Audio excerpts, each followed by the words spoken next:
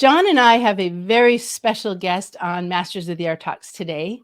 Franz Gayl is the son of a Fallschirmjäger, which is a German paratrooper who was captured in Africa and spent time in POW camps under Allied control. So we thought it would be interesting to do an episode to look at what POW life was like for those who are on the other side of all of the main characters that we saw in the POW camps during the Masters of the Air series. Franz Joseph Gayl is a retired United States Marine infantry officer.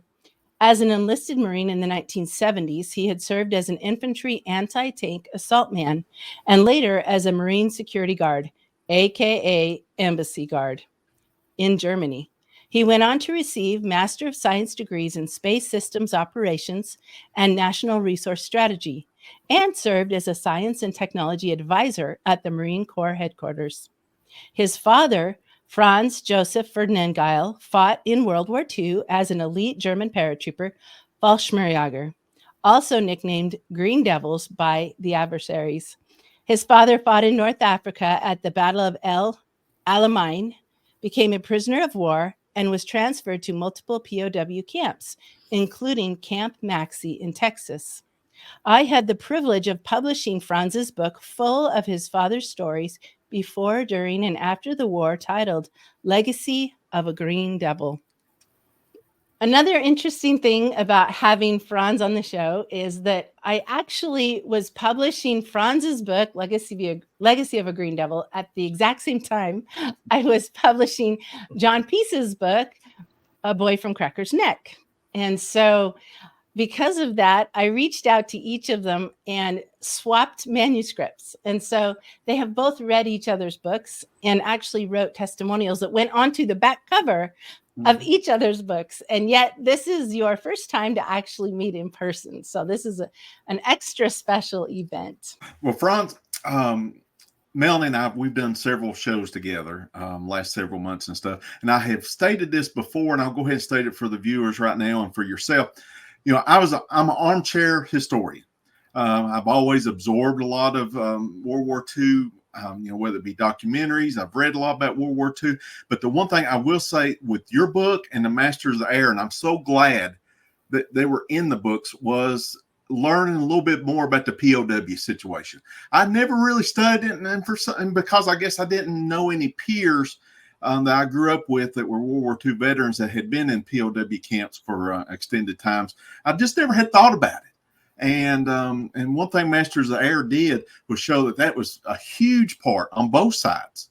You know, when the United States, officially entered into World War II, one of the first things they did was take over almost, I think it was 170,000 POW, German POWs from England that was transported to the United States. And, that's part of history that I just really didn't know about. And of course, most of them are, POW camps throughout the Midwest and Texas and the Southwest. So, I'm here in Virginia, grew up in Virginia, just never heard those stories. So I'm glad to meet you. I'm going to ask you I'm going to let you introduce yourself, and then I'm going to ask you some questions about your dad. So. Hey, nice to meet you too, John. Yeah. I'm a retired Marine, and, then I served after retiring from the Marine Corps. I served as a civilian science advisor at the Pentagon. And when it comes to the book, my mom lived with us for a while here. Her last name was Pesa. It wasn't Gayl because she was remarried. But she wanted, in her later years, to write a book about her first husband. I said, Mom, you married to a greatest generation guy now who participated in the fight against Japan. What's the deal with my dad? She says, well, they're both such interesting people. I said, oh, geez. Okay, let's do it. And so we started doing a little research together. And then unfortunately she had Parkinson's, and she couldn't participate as much. And when she passed, I said, okay, I got to do this for my mom. And I picked it up. So I'm very glad you did. Yeah. Well, yeah, it is. I mean, I'm glad you did. I don't believe they go anywhere. They're watching us. I'm telling you. And So that's how it came about. He liked to invent stuff, and that can sometimes go badly, and then sometimes it can go very well. And in this case, it was kind of a mixed bag. He was a machine gunner. His weapon was the MG-42, which succeeded the MG-34. They're both outstanding medium machine guns. German engineering, of course, but the MG-42 was the one he eventually took to combat. He says, it's so ridiculous why we jump down, we land on the ground, and then we have to run over to a package that is dropped with us, open it up, and get all our gear and our weapons and our ammunition out of there. He said, that's ridiculous. You lose several minutes doing that kind of stuff, right? And you expose yourself. It's better if the gunner can jump with his gun. Yeah. So at that point, the Germans didn't have the concept of the lowering line. Okay. We may have already had that in the United States. I don't know. I don't know the history, but it's now a common use. But he invented this lowering line that he'd jump out of the airplane with his with his machine gun pinned against his chest, and every paratrooper since then is very familiar with this kind of a thing. Yeah. And he'd jump out, and at a certain point above the ground, he would pull a string, and so that he wouldn't land with the weapon, which could be very injurious because it's a solid object and it's heavy. And he would drop it below him by a couple dozen feet maybe, and then it would hit the ground first. Come to rest. Yeah, they're understanding. Yeah, just a second or two before he hits the ground. So the head of the school was a guy named General Ramke, and who became sort of well known later. He already was then. He said, "Okay, young man, you want to invent something. You got to be the first one. You got to practice this or show us yourself that it works." Well, no problem. He didn't have any problem with that. Didn't want anyone else to get injured. So he jumped out of the aircraft in the demonstration, and he came down, and the lowering line didn't drop. And he pulled on it and pulled on it. So his invention wasn't working quite as planned. When it did finally work, he was just a few feet above the ground, maybe 10 feet, 15 feet, I don't know. And the machine gun hit the ground and bounced up and smacked him straight in the face and the chest. And he was knocked unconscious, and he got his collarbone broken. What age was he at that time? What age are we talking about? I can't remember. My dad at that point would have been 18. Okay. So that would have been 18. That'd be about 1938, 39. Yeah. I don't know. I got to do the math. Early on. I can't remember. We're close. We're in the ballpark. Yeah. Yeah. It's all in the book. And so, they adopted the lowering line. It was a smart idea. I think most militaries use that same thing.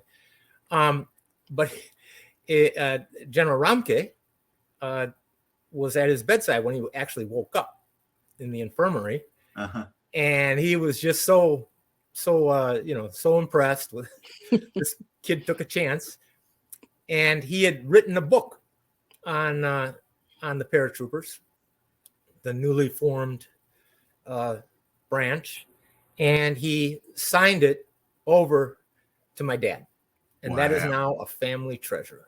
I would imagine, from General Ramke, and he wrote some nice words in it. It wasn't just Ramke, it wasn't that. It was actually some words. Another quick question on your dad. Yeah. Did he have any other aspirations but the military, or was that his commitment at that time in his life? No, he wanted to become at that time. He was planning before he went in the military, or was before the war, I should say, because everyone was bound to get in the military somehow. He wanted to be an architect.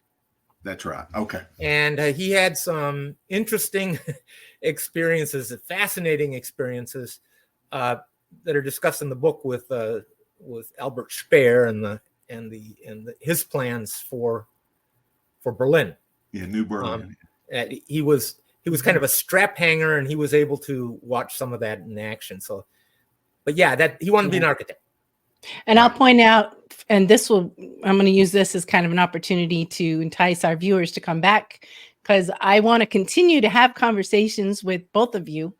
Because Franz, your father was very involved in a lot of rebuilding of Berlin after the war, a lot of humanitarian work using his invention and his architect skills.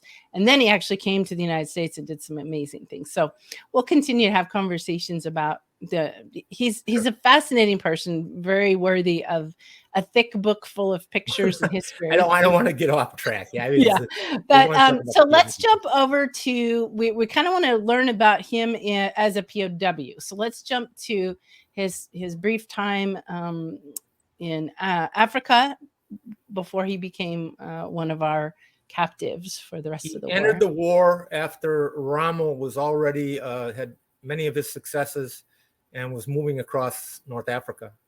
Mm-hmm. Flew into Tobruk. They didn't jump in. There was no purpose in jumping into Tobruk. It was already conquered. Mm. And then the paratroopers under Ramke again, they went to the front lines at El Alamein, the Battle of El Alamein, where the British, New Zealanders, Australians were up against the Italians and the Germans. And it was a pretty significant battle in World War II. So they went up there and they reinforced the front lines as what we call leg infantry, just purely infantry on the ground doing what infantrymen do. My dad he was a machine gunner. Well, anyways, the battle didn't go well for the Germans, and they had to pull back.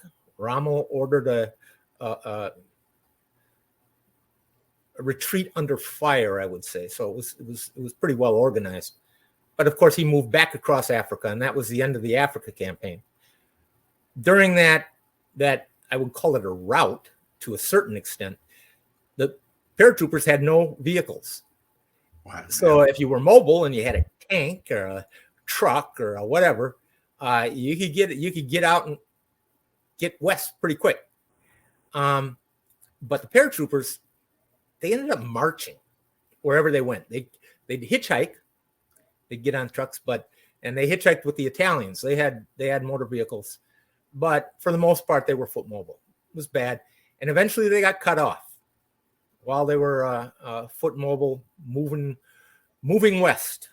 Mm-hmm. Everyone wanted to go get out of the way of the British. And they got cut off. He and some of his comrades got cut off, and they were miserable. I mean, they were sick as a dog. They were dehydrated, diarrhea, out of control. They were just in terrible shape because they're marching through the desert west under really arduous conditions. So suddenly my dad, this is where the and that's the picture that's on the front cover of your book. Yeah, that was probably, like I said, and again, it's very difficult to say where it was taken. I think it was in that march. Yes. Yeah. And that was quite a memory for those guys. Yeah, where did that picture come? Who actually took it, and how did y'all keep it all these years? Yeah, that's a great question. I didn't keep anything. I went out and bought some books on Ramke. Oh, really? And you found your dad? And I'm paging through there, because I'm so interested. I think someone asked me about the Fallschirmjäger, and I'm paging through what? And there he was. Okay. Well, question and that's a great story. Okay. The odds of that. Yeah. Almost impossible. But anyways, it was a good picture. And so, yeah, it's another family treasure. I just can imagine how he, and right in the middle of all this, let me have a copy of the picture and I'll take with me through a POW. Right. No. That's not the way it was. I think they had combat photographers too. Just like we do. We go into a combat zone, and photographers do their for the historical, for historical archives. They photograph what's going on. We do that in all our wars, and so do the Germans. So do all the other. And some of it's for advertising, some of it's just for history. But in this case, it was probably for history because the Germans just got beat at that point. So, anyways, he got cut off by, I guess, what we used to be called the Long Range Desert Group, which was an elite unit of its own that was in lighter vehicles and raced ahead of it was a reconnaissance unit, sort of a reconnaissance of, I would maybe better said, I don't know if this is the right term, but a forced reconnaissance. In other words, they had firepower with them, but they were also there to get out and encircle the enemy. And they had to do that by reconnaissance by fire, sort of. And so they overtook the foot mobile paratroopers. And of course, he got caught. Yeah. And then, so his prisoner of war time started as soon as he was wandering down the road. He stunk because a lot of the kids did. They stunk because they had diarrhea, and they had dysentery. They were really in bad shape. They were all. So he didn't see a lot. He didn't see a lot of combat. Then he pretty much. Oh, he saw a lot of combat. He saw a lot of combat for a brief time, but a lot. I'm skipping over all that. Yeah. Okay. I'm trying to move to the POW. No, that's good. We do want to get to that, but I just wanted to get a feel for how much combat he actually saw. Yeah, he had some very interesting combat experiences. It was a big fight at El Alamein. Yeah. And so now he got picked up. And there's a couple stories, two narratives. He tended to.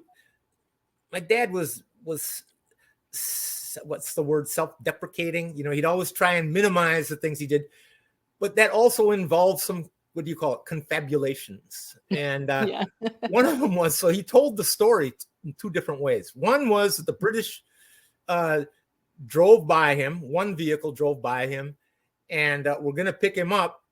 And he stunk so bad that they would not put him in the vehicle. I can believe that. Yeah. And then they drove on, and then a subsequent vehicle picked him up. But then he has another story, which I think is the one that was the dominant story throughout his life.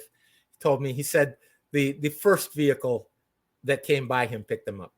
The English, the Brits, the New Zealanders, the Australians, they were salt of the earth. And the Germans likewise, and the Italians.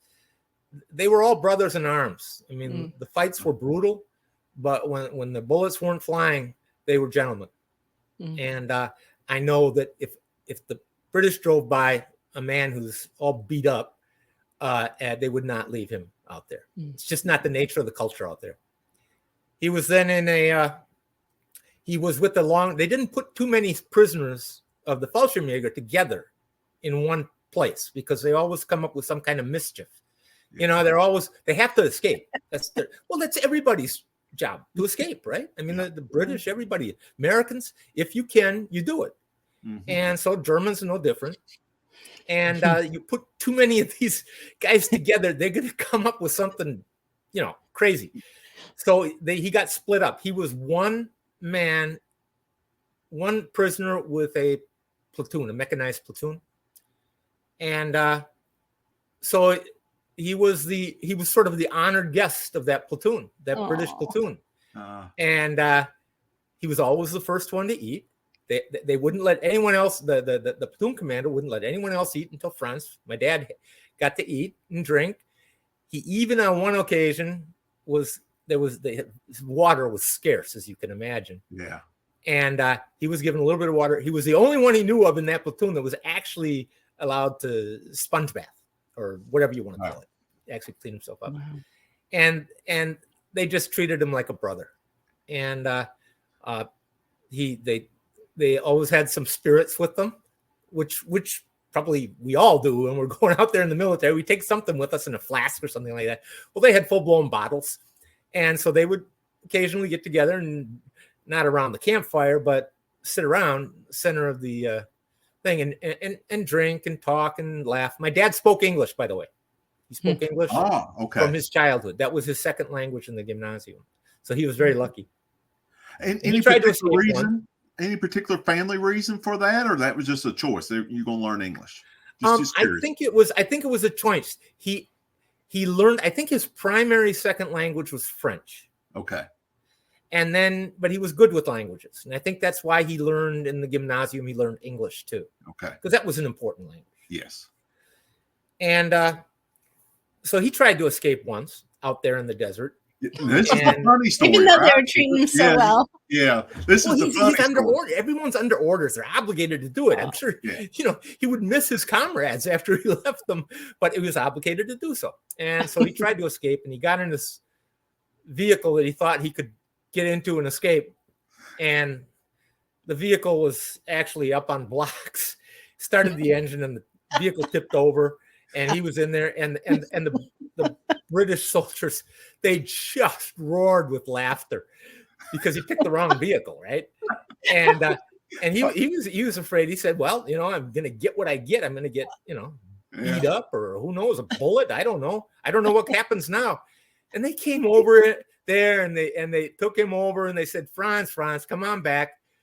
They gave him something to drink, and they brought him into the center of the circle because they knew that he was obligated to do that. Yeah. And they would be obligated themselves. You do know those British officers were probably telling other officers, guess what this German tried to do with it? That's a great funny story. It probably became a running joke amongst Montgomery's guys. But yeah, it was pretty funny. Yeah. And so they ended up marching over several days. They ended up marching right back through El Alamein and into Egypt, Alexandria, and various things. POW camp in Alexandria, POW camp. They moved around a lot, very rapidly because it was a fluid war, and then they ended up in a POW camp just outside of Cairo, and everywhere. It was not an anomaly what my dad experienced with the British. It was the norm. They were treated so well, so fairly. They weren't, and in the case of the British, they weren't obeying, of course, there's a Geneva Convention and all that stuff, but they weren't even thinking about that. They were just following the culture that was them. And it was, a beautiful thing. My dad had wonderful memories of that time, even though it was very, very hard time. And his next destination was going to be America. And so, they got herded onto the New Amsterdam. That was it. New Amsterdam was the name of the ship. Okay. And they made port calls, but of course they never left the ship. They were prisoners. Yeah. I think Singapore they hit Singapore, maybe Malaysia. I can't remember. And then they ended up ultimately in San Francisco, off of San Francisco. And the point of entry was in a little island called Angel Island. Okay. And it was sort of for prisoners, it was kind of the Ellis Island of the West Coast, right? That's where they go in, they get, categoried and blah, blah, blah, officers here enlisted there, name, rank, serial number, the whole business. Yeah. And that's where they got divided up. And they ended up temporarily staying out in California for a very short time. But eventually, after some time on the train, he ended up in Camp Maxey in Texas, which is actually a pretty famous camp. It was a large camp in Texas. And you probably know a lot about that one. And now he's under the American care. And sure enough, the Americans were as gracious and gentlemanly as the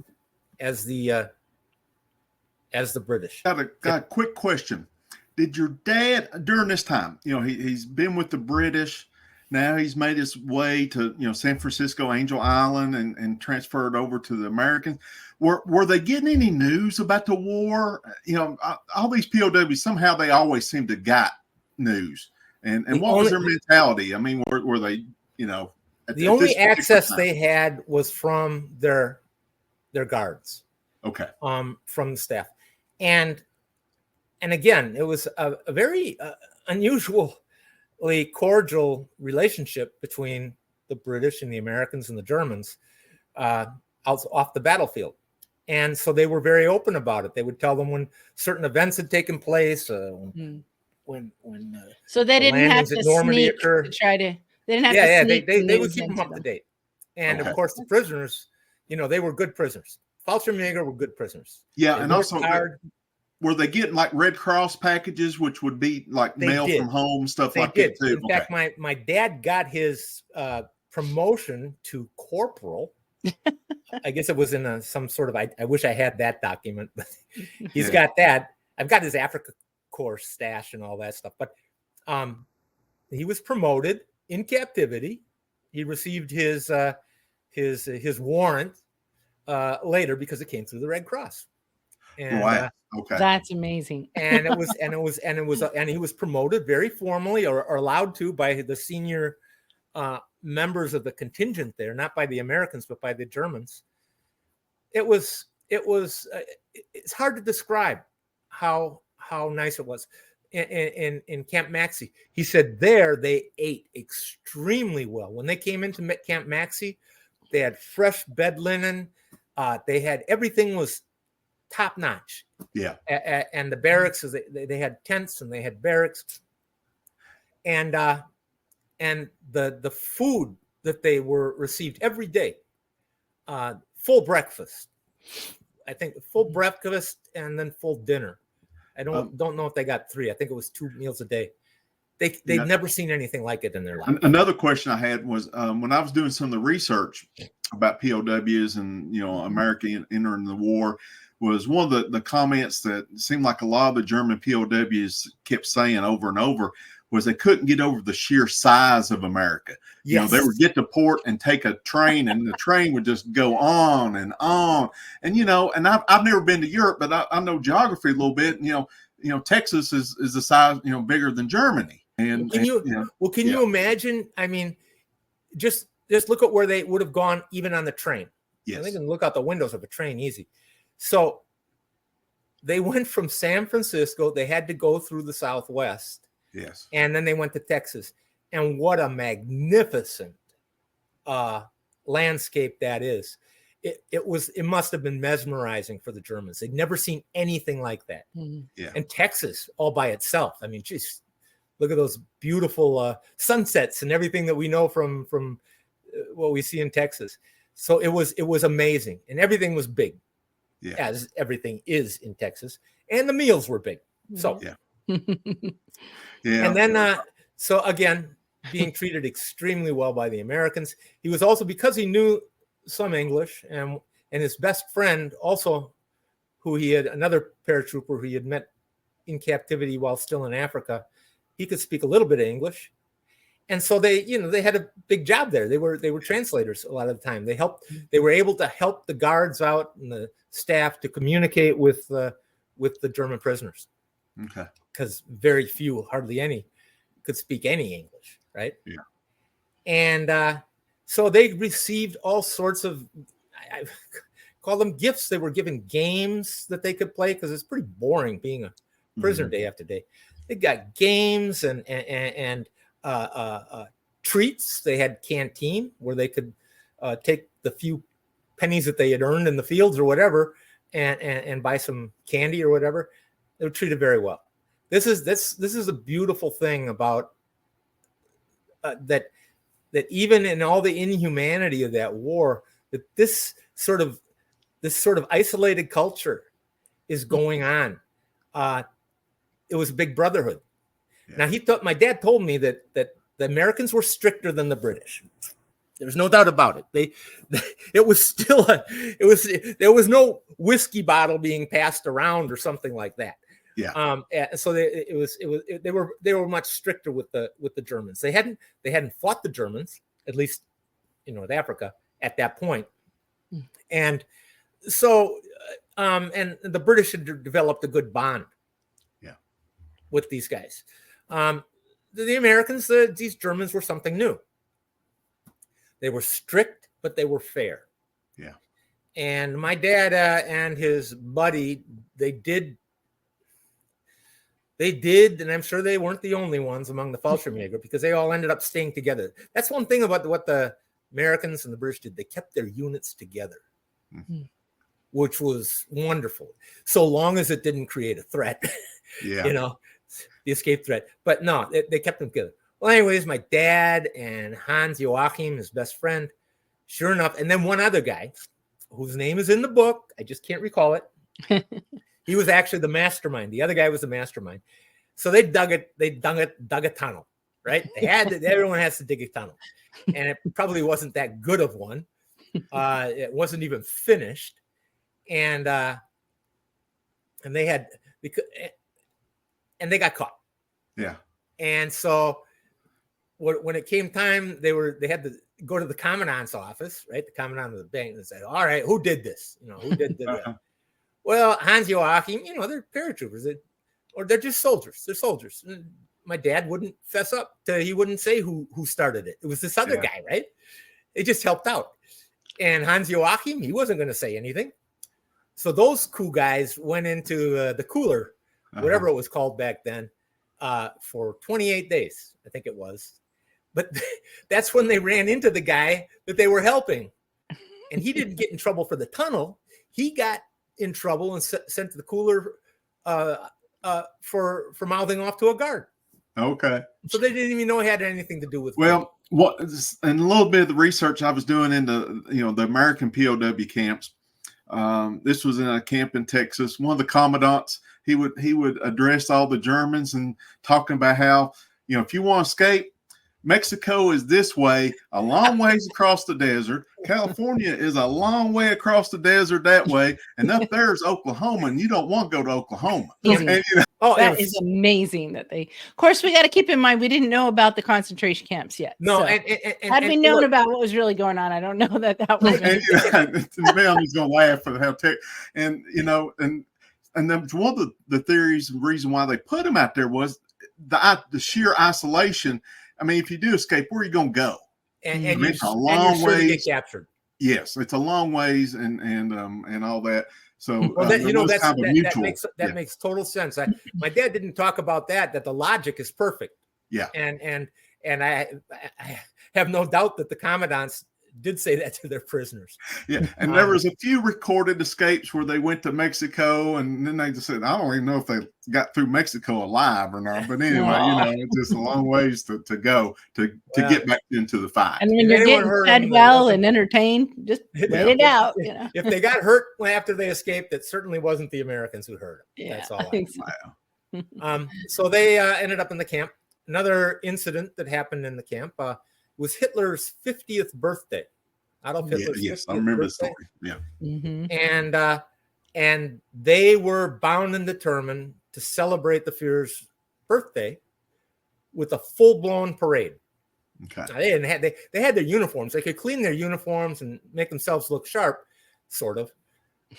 But they had to sew their own swastika flags. They had to sew all their own. They had to make the stuff from scratch. And my dad's friend was real good at, because they had to sew their own clothes in the POW camps. He was real good at making stuff. And he made some beautiful swastika banners. And they drilled and they practiced. I believe a few of the prisoners were musicians, not as a main job, but knew how to play who knows what. So they had music, they sang songs, and they did a formal parade. They were allowed to do that, and it was encouraged to be done out of respect for the Führer. That's amazing. It probably wouldn't have been quite like that. My dad said things did crack down after the end of the war, and he was still a POW. That there were no smiling faces on his American captors after that. Yeah. But it doesn't matter. They were treated fairly. It was just a beautiful thing. Anyways, they celebrated the Hitler's birthday, and I think somebody got in trouble. They actually, at night, they snuck in and launched the swastika flag up the American flagpole. And of course, that doesn't go well. I don't think I talked about that in the book, but my dad told me about that. He got in trouble, of course. But, but again, probably went to the cooler for a few days and And the townspeople. Now, this is the neat thing. The townspeople, it was in Paris, Texas. Mm-hmm. And they were fascinated by the Germans, especially the Fallschirmjäger, because they were a real cohesive bunch. And they all had the unique uniforms. They all wore shorts. Not that other Afrika Korps members didn't. Mm-hmm. But the Fallschirmjäger, no, I think all the Afrika Korps folks wore shorts. That was part of their uniform. And so they were perfectly suited to Texas. And they had this unique look, and they were wonderful to talk to, and they got along to it. And a couple guys could speak English, like my dad.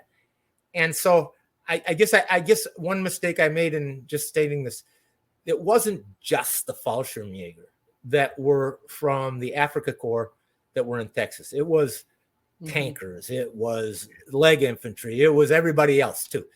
The Afrika Korps in general, went to Texas. Rommel's Afrika Korps, most of the prisoners went to America and ended up around Texas. Okay. And so they did that celebration, and after they were done doing the ceremony and giving the salute to the flag, the Nazi salute to the flag,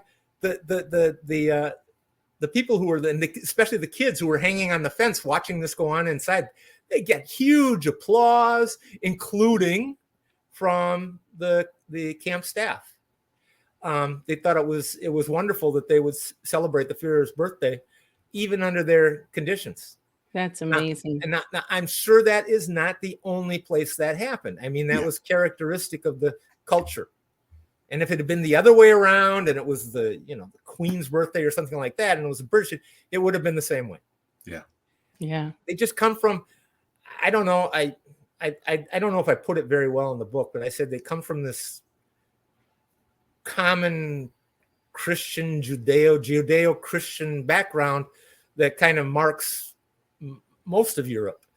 And they followed the golden rule. Well, they did, and I think they would have followed it anyways. But it was just nice. It was very nice stories. Well, thank you so much for sharing these stories with us. I talked too much, didn't I? No, you're perfect. Your book is so interesting. There's so many stories. I really would love to have you come back and there's other stories in the book. Yeah, there's a lot more stories. I really love what he did after the war in Berlin, and I'd love you to come back on and let's have some more conversations. So thank you so much. And John, did you have anything you wanted to kind of say? No, come back on, because I already got more questions for the next show. Yeah, I know you do. So we'll be sure you can ask Melanie how much I've pestered her about wanting to talk to you, because just the psychology and the sociology part. Oh man, really fascinates me. Okay, and we've talked about this on previous shows. As good as Band of Brothers were, Masters of the Air, the Pacific, the one big problem I had was none of them gave a lot of information about who these men were. Like your story about how your granddad or how your dad grew up. So there's no context in a lot of that. But I think it's impossible to do when you're dealing with armies. I mean, there's so many involved. It was only I could do that for my dad's book because I happen to know that personal history. Yeah. It would be impossible to do it for everybody. Yeah. Well, and that's where both of your books are so important. And I just think it's one of those. Yours is rich. One of those divine opportunities that we all got, that I happen to get both of your books to work on at the same time. And they take place at the same time, and the two sides of that war. So I think we have a lot of really interesting conversations to continue to have around all of those things. I can't wait John, I can't wait to talk to you about the air war, the bomber pilots. Just do us all a favor and do it on camera. Don't go off on the side. No, we want to hear your conversations. But I'm going to invite everybody who's watching, if you're not currently following this channel, please subscribe, because as you can see, we have a lot of really interesting conversations that happen here. Hit the like button if you would, because it just helps people to find the channel and find this episode. Leave a comment if you had a question. We'll be watching the comments and responding to them, and or if you have some input, if you have somebody who is a POW on either side, we'd love to hear your stories that you know. And so with that, we'll invite everybody to please come on back and join us when we have our next interview with Franz Gayl.